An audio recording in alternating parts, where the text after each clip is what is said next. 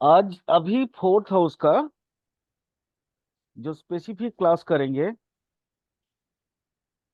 वो देखेंगे कि हमें मकान कब मिलेगा, घर मकान कब होगा।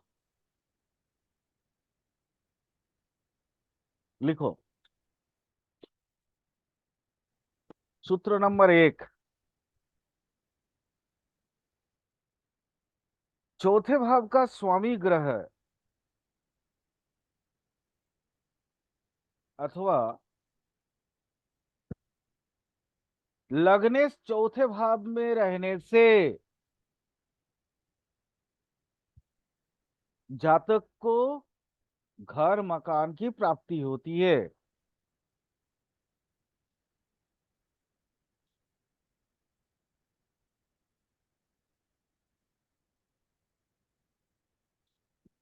इसी का एक्सटेंशन क्या होगा? चौथे भाव में मान लो लग्न बैठ गया और चौथे भाव में लग्न बैठ गया और लग्न भाव में चतुर्थेश बैठ गया, यानी चौथे भाव का स्वामी ग्रह, तो भी मिलेगा। अथवा इस रूल को ऐसे भी हम लोग लिख सकते हैं, चतुर्थेश और लग्नेश दोनों ही अगर केंद्र में, केंद्र मतलब वही 1 4 7 10 केंद्र में बैठ जाए या त्रिकोण में बैठ जाए मतलब 159 में,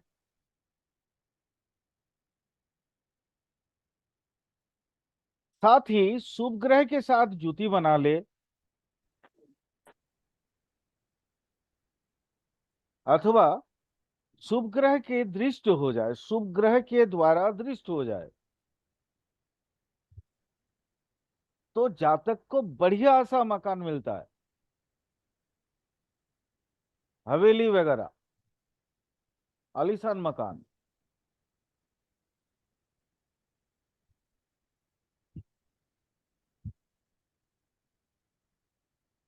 अब मान लो मकान मिलने का योग है, अब हमको ये देखना पड़ेगा कि मकान बनाते समय कोई तकलीफ है या नहीं,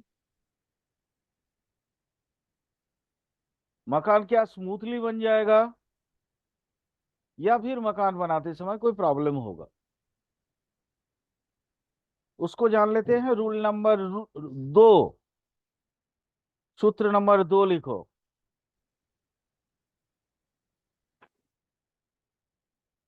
बलवान चतुर्थेश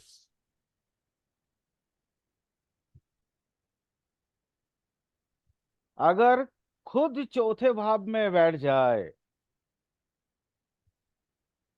मतलब फोर्थ हाउस का लॉर्ड फोर्थ हाउस में ही हो जाए,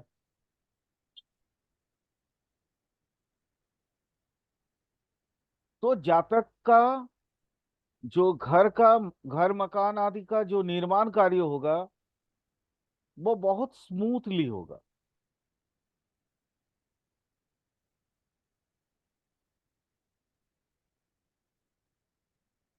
उसमें किसी तरह का कोई बाधा उत्पन्न नहीं होगी।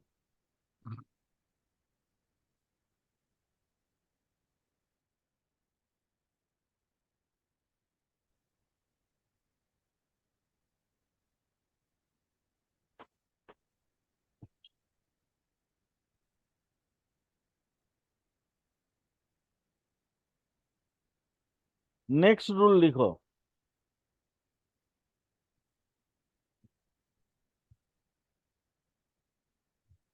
सूत्र नंबर 3,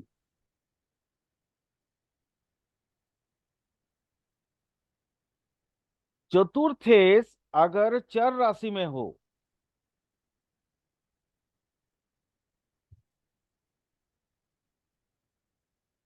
शुभ ग्रह के साथ जुति बनाकर बैठा हो या शुभ ग्रह के द्वारा दृष्ट हो,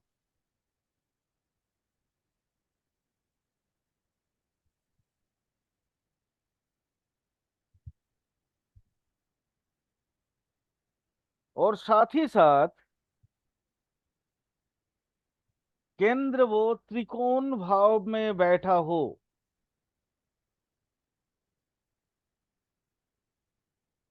तो ऐसे जातक को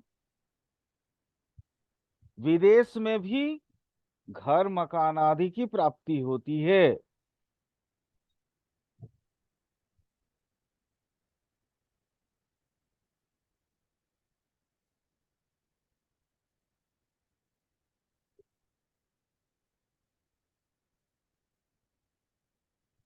वही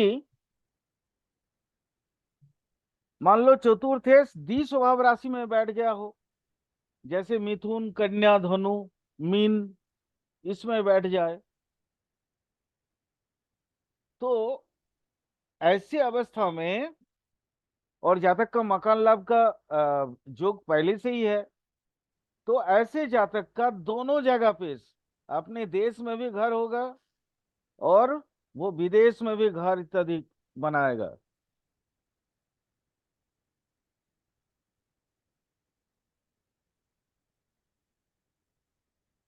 और शुभ ग्रह अगर बली हो जाए तो ऐसे घर बहुत आलीशान मकान जैसा होगा, मतलब उत्तम गृह लाभ।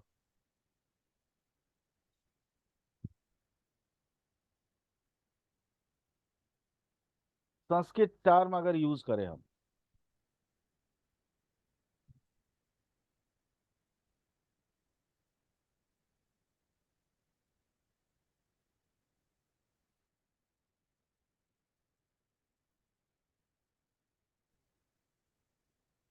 चलो मकान का नेक्स्ट रूल लिखो।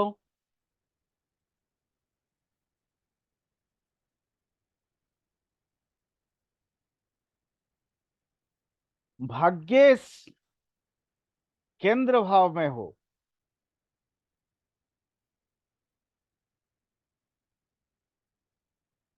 और चतुर्थेश उच्च हो या मित्र के राशि में हो,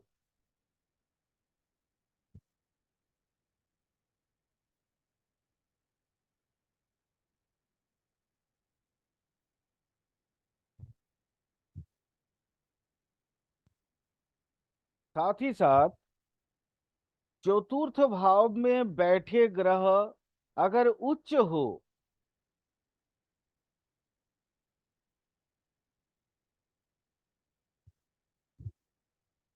तो ऐसे जातक के मकान देखने के लिए दूर दूर से लोग आते हैं।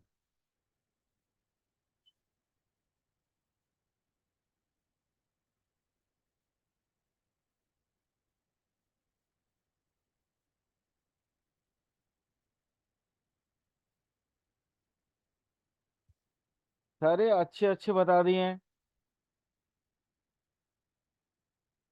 अब थोड़ा सा बुरा भाव भी बताना जरूरी है।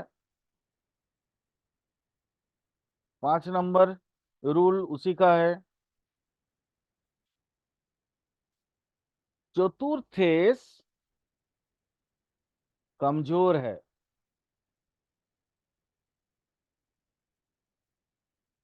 और छठे, आठवें या 12वें भाव में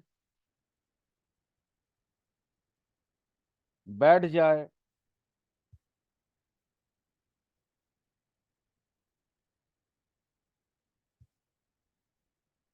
साथ ही साथ चौथे भाव में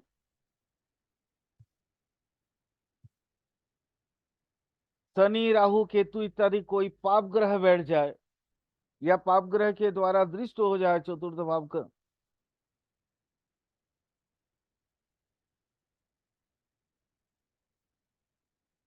तो ऐसे व्यक्ति के खुद के नाम पे मकान होता नहीं है।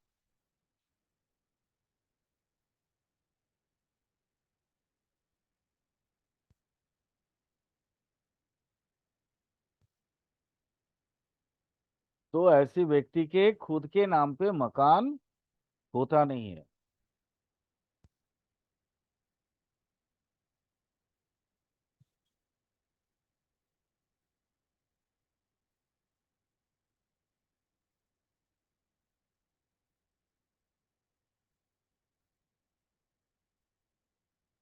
हो गया।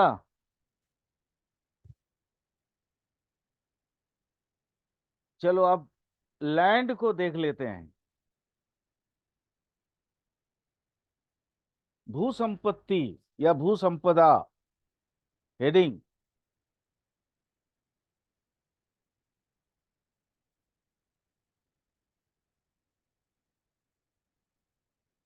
सूत्र नंबर 1।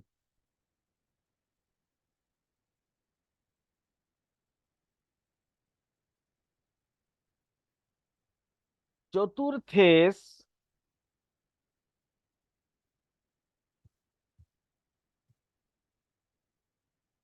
चौथे भाव और मंगल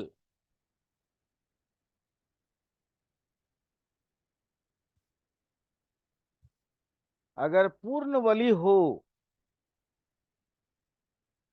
तो ऐसे जातक को बहुत ही भू संपदा की प्राप्ति होती है। इसके पास जमीन जायदाद बहुत होगा।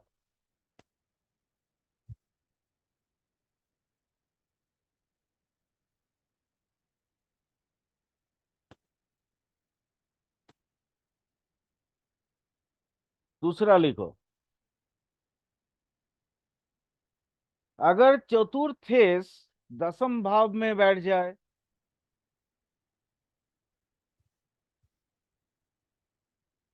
और दशमेश चौथे भाव में बैठ जाए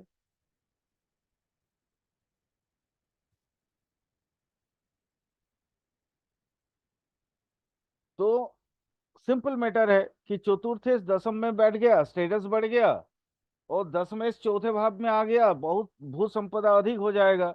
लेकिन भू संपदा का कारक ग्रह है मंगल, तो मंगल को भी इसमें इंक्लूड करना पड़ेगा। तो चतुर्थेश दसम भाव में और दशमेश चौथे भाव में, और साथ ही मंगल अगर बली हो जाए तो ऐसे जातक को बहुत भू संपदा की प्राप्ति होती है।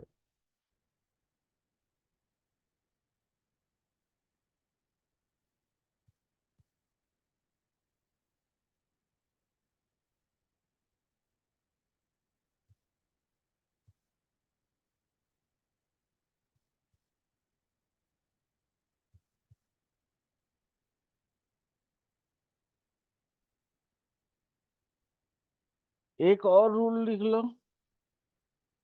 नवांश जब पढ़ाएंगे तो फिर नवांश को अलग से हम बता देंगे।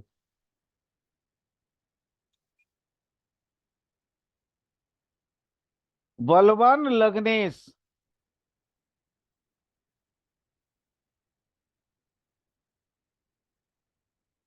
चौथे भाव में बैठ जाए।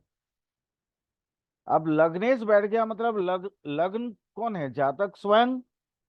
तो जातक स्वयं अपनी ही ताकत के द्वारा लैंड वगैरह बनाएगा, जमीन जायदाद बनाएगा। तो वही सूत्र को पूरा लिखो। ब, बलवान लग्नेश चौथे भाव में बैठ जाए और चौथे भाव का स्वामी ग्रह बलवान होकर लग्न में बैठ जाए,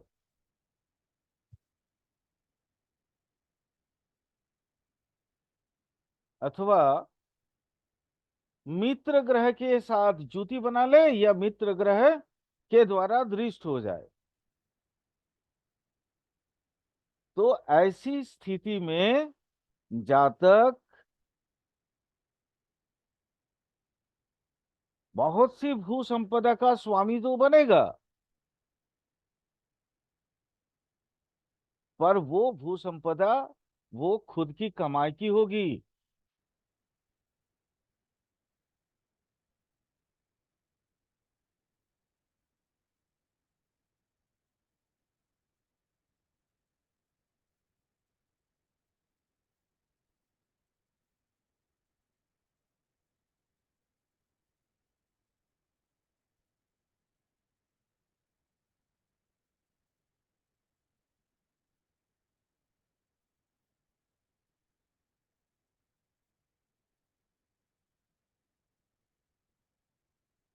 एक दो रूल और लिख लो।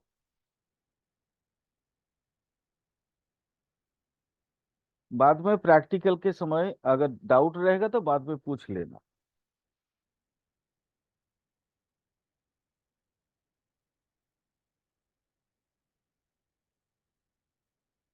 चतुर्थेश का नवांश स्वामी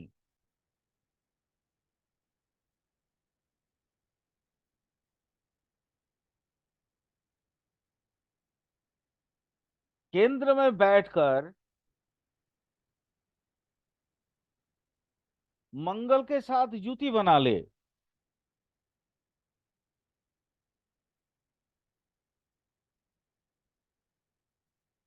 या मंगल के द्वारा दृष्ट हो जाए,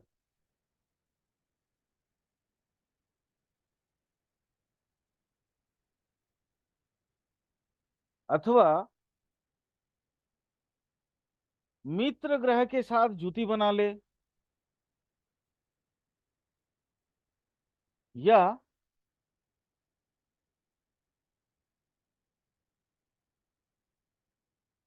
मित्र ग्रह के द्वारा दृष्ट होकर बलवान बन जाए।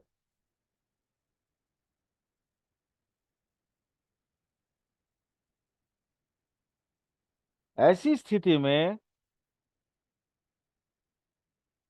जातक अपने दोस्तों के मदद से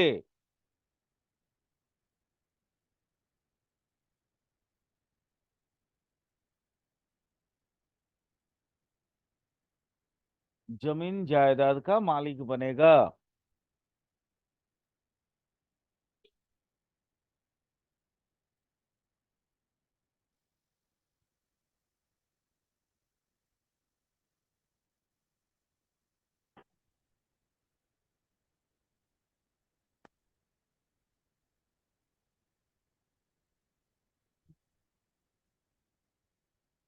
भूमिनाश योग, वो भी लिख लो, इसको कंप्लीट ही कर देंगे।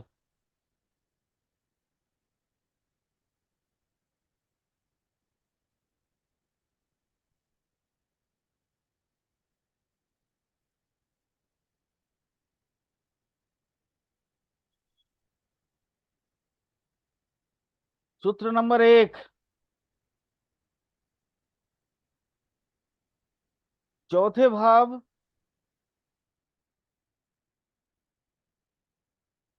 चौथे भाव के स्वामी ग्रह है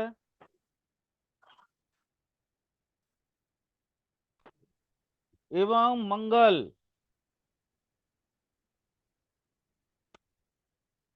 एवं मंगल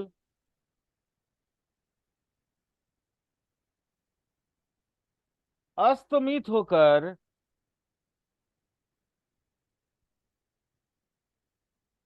या प्लेन अस्त अस्त होकर लिखो,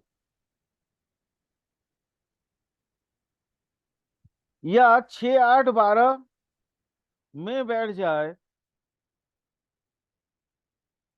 तो ऐसी जातक की भूमिनाश का कारण बनता है, भूमिनाश हो जाता है।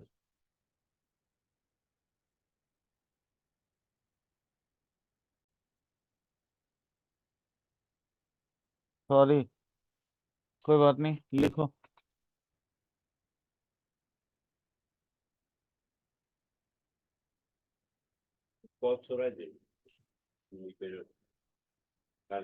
सूत्र नंबर 2, चतुर्थेश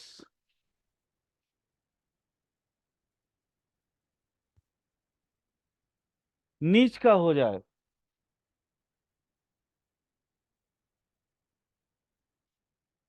चतुर्थेश नीच का हो जाए,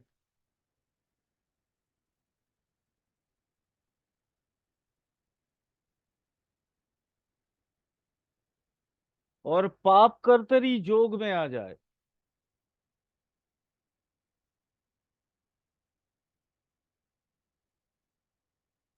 अथवा पाप ग्रह के द्वारा दृष्ट हो या जुति बनाए,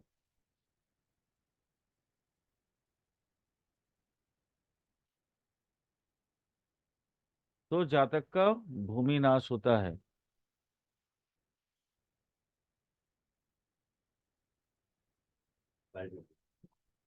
तो जातक का भूमि नाश होता है।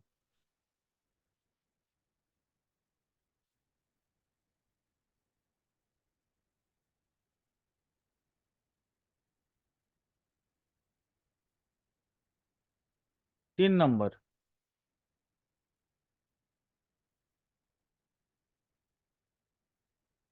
पाप ग्रह के साथ युति बनाकर अगर चतुर्थेश उच्चस्थ हो जाए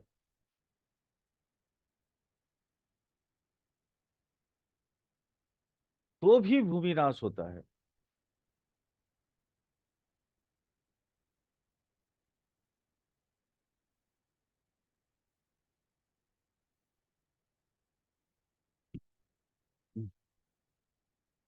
चतुर्थेश अ, सूर्य के साथ युति बनाकर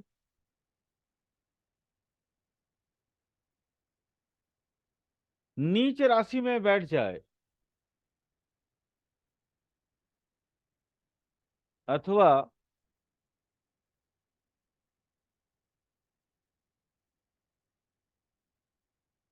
चतुर्थेश और सूर्य की युति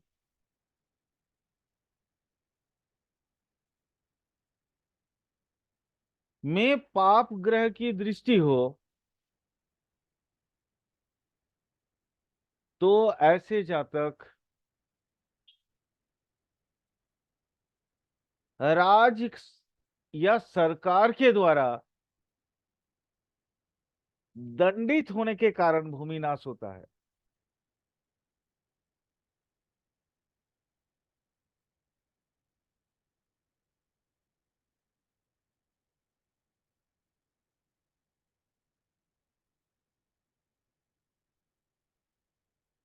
सरकार के द्वारा दंडित होने की वजह से भूमि नाश होता है।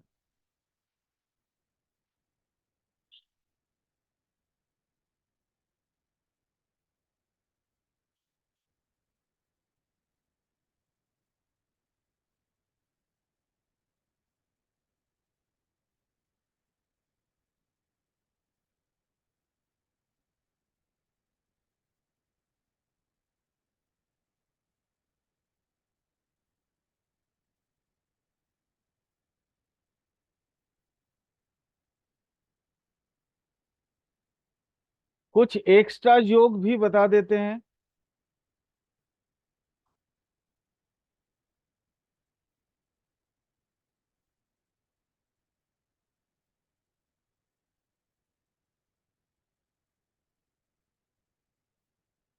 जातक के माता के साथ पति नहीं पड़ता कब?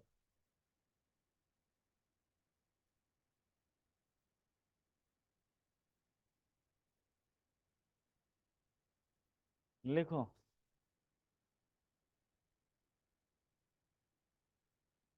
चतुर्थेश और लाभेश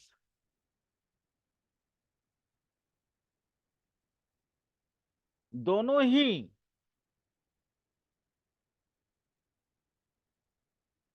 लग्नेश का शत्रु बनकर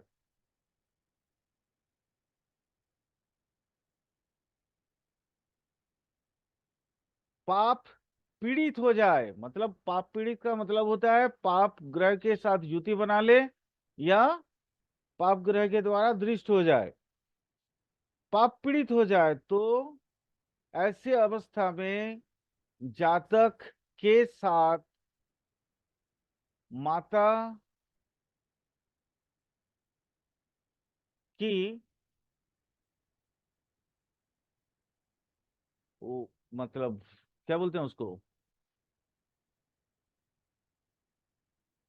आ, मतलब सही ढंग से पटरी नहीं पड़ता।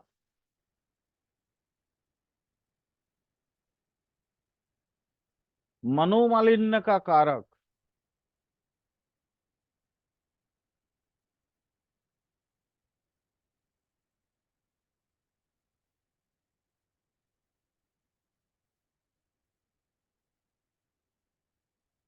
नेक्स्ट, चतुर्थेस लग्न से अष्टम भाव में चले जाए।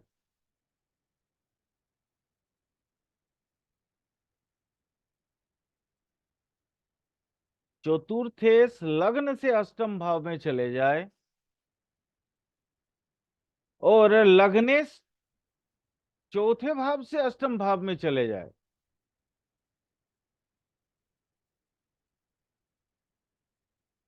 तो ऐसी स्थिति में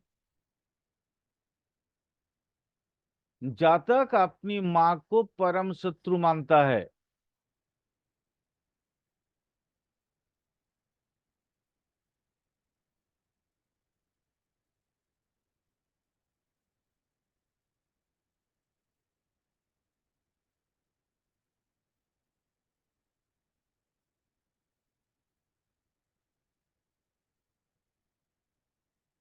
नेक्स्ट,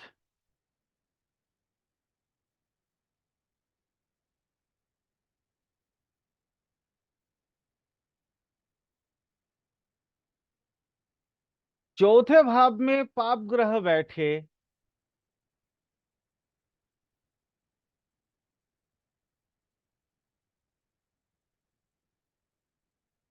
और चंद्र के द्वारा दृष्ट हो जाए,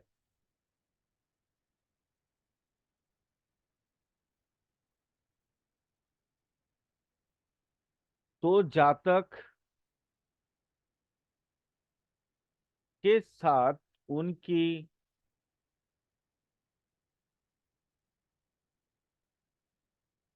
मां का रिश्ता सही नहीं चलता, संपर्क सही नहीं चलता।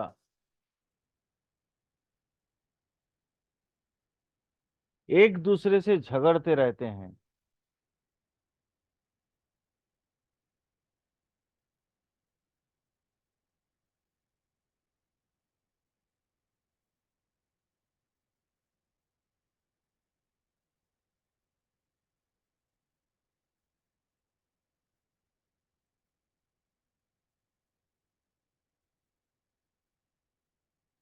एक और सूत्र लिख लो, विमाता योग।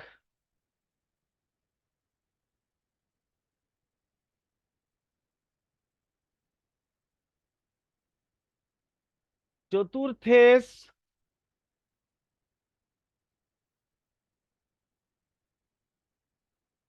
एवं चौथे भाव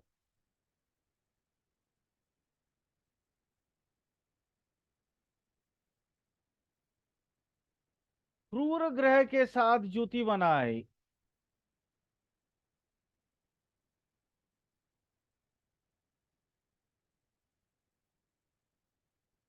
तथा क्रूर ग्रह के द्वारा दृष्ट हो,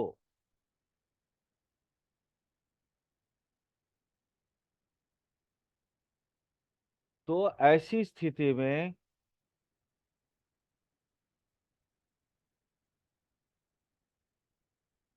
जातक को विमाता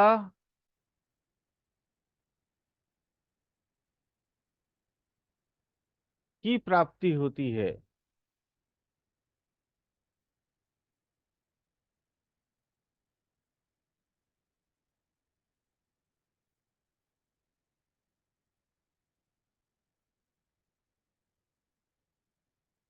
कोई जरूरी तो नहीं हर विमाता सही होगी, हर विमाता मतलब क्या बोलते हैं, अपने सतमा जो है दूसरे को, दूसरे बेटा को ठीक ठाक देखेगा, ये कोई जरूरी नहीं है। लेकिन उसमें अगर शुभ ग्रह के साथ संबंध बन जाए तो विमाता भी अपनी सगी माँ जैसे ही आचरण करती है।